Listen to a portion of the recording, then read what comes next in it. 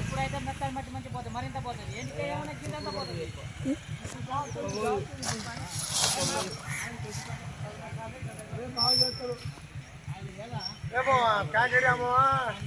దయచేసి నాకు ఒక ఆడదానికి న్యాయం చేయాలి. నేను 6 నెలలు కష్టపడి పండించిన, నీళ్ళు లేకుంటే మన చేతుల నుంచి పోసుకుపోయి బిందెల పోసినట్టు పోసి పండించిన నేను ఎండాకాలం మొత్తం. బాయిలో నీళ్ళు లేకుంటే, చెర్ల నీళ్ళు లేకుంటే దానికి ఐకేబుల వచ్చి ఇప్పుడు నెల 15 రోజుల నుంచి నాకు అవస్థ పెడతారు. వీళ్ళు ఐకేబోళ్ళు ఏం చేస్తారో మీరు నాకు న్యాయం కావాలి. మాది లలితండ, గుగులోతు మల్లమ్మ. ఐకేబిలి ముంగు ముడుగు ఐకేబిల ఒడ్లు పోసిన నేను 15 డబ్బాల ఒడ్లు నాది పోసింది.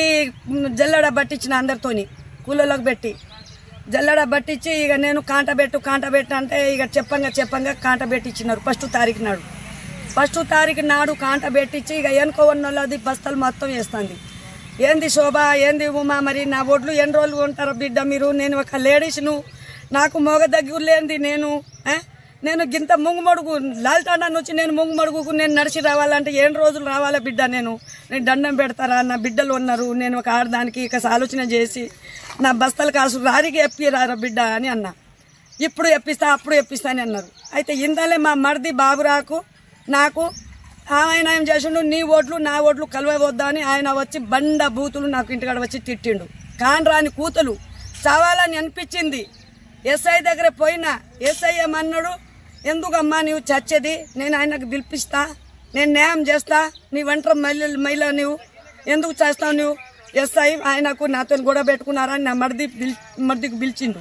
పిలిచి ఎస్ఐ ఏంది ఒంటరి మహిళలకు ఇట్లా తిట్టేస్తాం, అంత అవసరమా నీకు? ఎందుకు తిట్టినావు? నీ ఓట్లు ఏదైనా అంటే ఐకేబుల్ చూసుకుంటారు. ఆమెకు ఇంటి మీద పోయి కొట్టేది తిట్టేది నీది ఎక్కడదని ఎస్ఐ ఆయన తప్పైందంట అమ్మ, తప్పని అన్నాడు.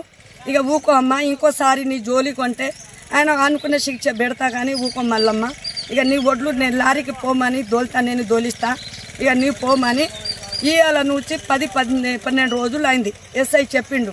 ఎస్ఐ చెప్పి ఏందమ్మా అని అంటే ఇప్పుడు పెట్టిస్తా, అప్పుడు పెట్టిస్తా అని వాళ్ళకు దగ్గర వండి 1000, 1500, 2000 లంచాలు ఎవరు ఇస్తారో వెనక వన్నోళ్ళకు భిక్య నాయకుడు, మా రవి, వాళ్ళు అందరిగా గులాబ్ సింగ్, ఇక రావుడు, మా శంకరు, వీళ్ళందరూ రానగూడెం వాళ్ళు వీళ్ళందరూ నా వెనక వచ్చినారు. ఈ 3-4 టాండోళ్ళు వాళ్ళది అందరిది పోయింది.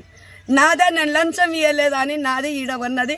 ఇగో నా ఒడ్లు 200 బస్తాలు తడిసింది. నేను ఒక ఆడదిని, నేను ఏం చేయాలో నాకు న్యాయం చేయరి. నా ఒడ్లు పరిస్థితి ఎట్లా? మరి నేను పురుగుల మందు తెచ్చి చావాలా బతకాలా చెప్పండి.